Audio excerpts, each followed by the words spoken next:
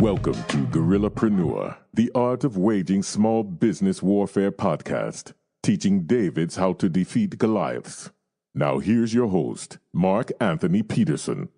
Welcome back to the podcast for entrepreneurs, startups, and business mavericks. If you're not a maverick, you don't have to go home, but you got to get up out of this podcast. In this podcast, we teach entrepreneurs how to defeat the corporate giant.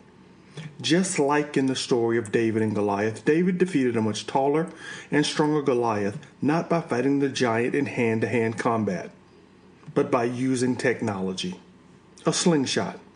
The slingshot allowed the smaller David to attack from a distance that minimized the advantages that Goliath had over the smaller David. My name is Mark Anthony Peterson. I'm a serial entrepreneur, a futurist, and the managing executive at Sierra Consulting, a leading small business strategy and technology consulting firm. I'm also the author of the book Guerrillapreneur, Small Business Strategy for Davids Wanting to Defeat Goliaths, which is available on Amazon, Barnes & Noble, and iTunes. This podcast is brought to you by Sierra Consulting. An idea can launch a business.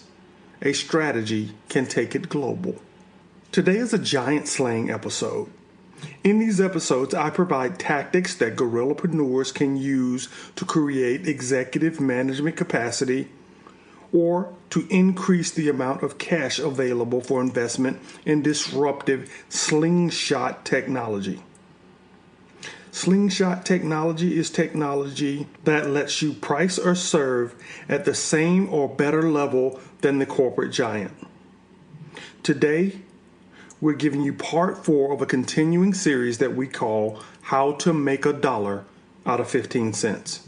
As I accumulate more ways for you to conserve cash, I pulled together these episodes because I want you to be able to extend your launch runway and give you a greater chance to take on the corporate Goliath. So in honor of David Letterman's top 10 list, let's get started with the top 10 ways to make a dollar out of 15 cents. So what's the first way that you can conserve cash? Create a side gig for your business. Everyone talks about individuals having side gigs, but your company can have one as well. Did you know that in 2008, Airbnb created a side gig for the company to generate cash to increase the likelihood that they would succeed? They launched a line of cereal boxes for the 2008 presidential campaign, one for President Obama and one for Senator McCain. They sold those boxes at $39 a piece and generated a substantial cash sum that they were able to use to invest in the business. Now, Airbnb is not the first to think of these sorts of ideas of having a side gig. Henry Ford or Ford Motor Company created a side gig so that he could pay the workers on the assembly line more money and thus improving their morale and productivity. What was his side gig? Well, how many of you like grilling in the summer? Take a look at that Kingsford bag if you buy Kingsford, because that was the side gig for the Ford Motor Company. They took the scrap off the assembly line and converted that into charcoal and stripped out any remaining chemicals and sold the chemicals and sold the briquettes as charcoal to make additional money that they paid to the line assembly workers. That was a great side gig that improved business and the likelihood that the Ford Motor Company would survive. What's the second way that you can conserve cash? Look for tax programs that pay you cash. A lot of small businesses and startups don't investigate all of the tax programs that can put cash back into their business. One in particular is called WOTC, Work Opportunity Tax Credits. And you get these tax credits when you hire someone from an underrepresented population to work in your business. So if you hire someone that's, say, from an empowerment zone or an underrepresented working class, you can get back as much as $10,000 in tax credits for that individual. That's a huge lump sum when you're trying to get your business off the ground. What's the third way that you can conserve cash for your startup or small business? Look for job and skill development programs that pay your workers to train while they work for you. A couple of years ago, I tapped into a program like that in Alabama where I was able to get individuals from the age of 18 to 25 to work at a facility, and the state paid them because the jobs that I gave were part of the training programs that the state would fund. I got 5 good workers at no cost. They got a great training, and by the time those workers were finishing up their program, our business had improved enough where I could bring them on as full-time employees, which is what the program is intended to do. Look for those types of programs, and you can get some fantastic workers, some great college students who are nearing the end of their college career, and they're looking for great work opportunities. What's the fourth way? The fourth way to save money for your business or startup is to hire your spouse or your kids. I know for many of you, this sounds completely terrifying. Bring your kids to work, literally. Bring your spouse to work every day. Well, despite the terrifying aspects of that, there are some huge tax benefits from having your family work at your business. Hiring your spouse can increase the amount of money that you can save for retirement. And hiring your kids, because they're in a lower tax bracket, can often reduce the family's overall tax burden. So take a look at that. Talk to your CPA and your accountant and see if this works for your business, and then talk to your counselor to see if it works for your family. What's the fifth way that you can save money for your business or startup? Take advantage again of another one of these tax credits, the Qualified Research Expense Credit. Now, what does that mean? Many of you, particularly startups, are investing in new technology, new products, and new services. And many of the dollars that you spend on research and development could generate a tax credit for you. So here are some of the things that may qualify for this research expense credit. Developing a new product, building a prototype, applying for and developing patents, certification testing, developing brand new technology, environmental testing, developing or improving software tech, building or improving manufacturing facilities, and streamlining internal processes.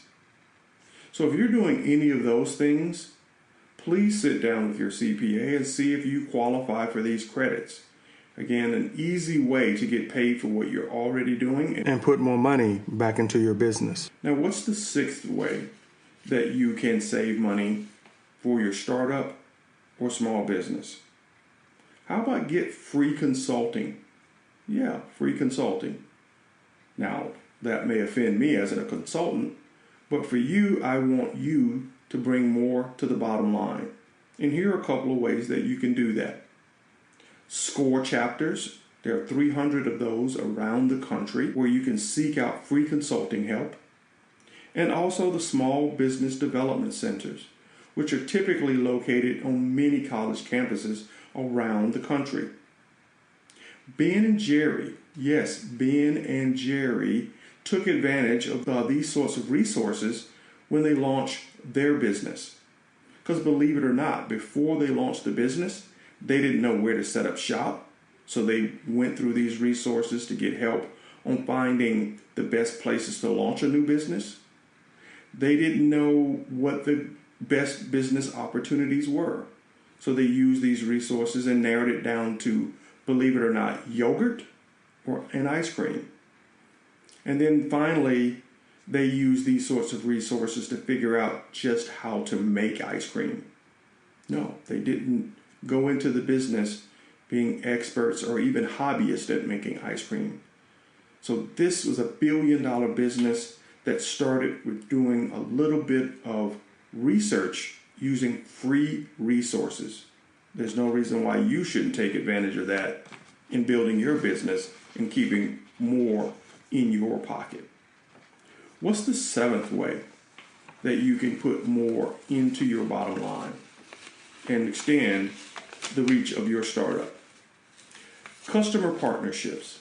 I've talked a little bit about these in other episodes here for Sierra Consulting, but I want to go into a little bit more depth. When you launch a new business, you can partner with a customer and get them to commit to long-term purchases, and you can give them deep discounts in order for doing that. Now, the caveat: to get the long-term discount, they pay the cash up front. That gives you the cash flow you need to invest in your business. So this customer believes you're going to be around, gets value from your technology, and will get extreme value by getting a deep discount for paying up front for a long-term commitment. We did that with our last startup. The company that we tested the solution with, when they decided to go into production with it, we offered them a deep discount for cash upfront in order to set up our network. That cash helped us not only set up the network, but put money into resources to go secure additional clients. So that's an important way to put money into your business and extend your runway. What's the eighth way that you can put more money back into your business? This was going to sound kind of funny. Recycle. Yes, recycle. What do I mean by that? Well, I'm an avid runner, jogger, walker, and I found myself in many neighborhoods picking up aluminum cans and just bagging them up and throwing them in my backyard. As I did that, the bags continued to grow, and when I took them to a recycling center and found out that aluminum was selling for 55 cents a pound, I walked away with a hefty sum of cash that I could use to buy equipment for the business. So that motivated me to go out and see all sorts of metals that I could recycle and get cash for my business. So I continued to collect aluminum cans, picking them up everywhere I could get them, because that's free money. Every time I saw a can, I saw 2 to 3 pennies that I knew would eventually add up to dollars, and dollars would add up to investments in the business. I sought out steel. You wouldn't believe the amount of steel that people put on the side of the road to be picked up by the garbage man. Refrigerators, stoves, washing machines. All of those go for great sums at the recycling center. I knock on the door, ask the individuals if they wanted me to remove it, and take it promptly to the recycling center to get a little bit of extra cash. It's not Uber and it's not Lyft, but it gave me a side gig on the hours that I could control when I was doing things to relax, like jogging or walking or just driving around. Tin is also another great metal. Over the years, and I've done this for 10 plus years, I've generated hundreds, if not thousands of dollars in recycling money that's free money laying around on the side of the road or in your neighborhood. A great way for you to start building up a nest egg to launch your business with. What's the ninth way? The ninth way to put more money back into your business is flea market cash. I think most of us have a flea market located near us where you can get a table for as little as $10 and set up and sell to people who come out to the flea market looking for great deals. And I did just that, again, to generate more cash for my business. I had a lot of old stereo equipment, a lot of old VHS tapes, believe it or not, a lot of old VCRs, a lot of old lamps, chairs, and desks, and old computers. Took all of that to the flea market, got a table for $13 instead of $10 because that gave me access to an outlet, plugged all those things in so people could see that they were working, and walked away with a ton of cash.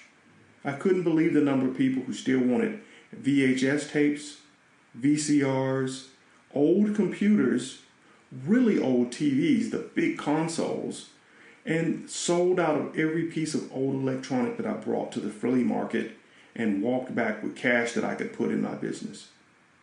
So instead of throwing away those items or putting them on the side of the road when you get new tech, keep that tech and go to the flea market and see if you can make $10, $15, $20 an item and walk out of there with several $100s in cash that you can put into your business. Now, what's the last way? Number 10 way to save and conserve money and make $1 out of 15 cents. Go Guerrilla Green. Going green as a business typically has meant putting in energy efficient light bulbs and motion detector lights. Those are all great ways that if you have to pay an electric bill as part of the space that you use to conserve money by reducing those elements. But I want to give you a few more tips that I use to reduce my office expense. I print on both sides of the paper.